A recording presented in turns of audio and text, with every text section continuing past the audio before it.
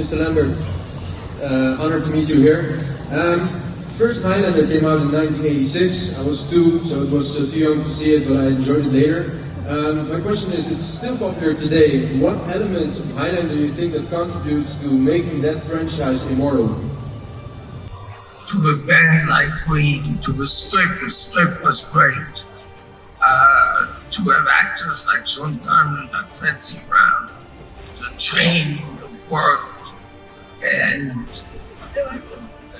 BTND was a great element.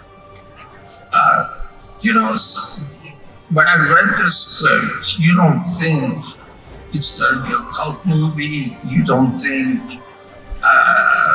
it's going to be so different that it becomes so attractive. Yeah. The movie opened huge everywhere except the States. The States box office wasn't bad, but it wasn't great. But over the years, like a year later, 2 years later, 3 years, until today, the fan base in America, like all over Europe, is huge.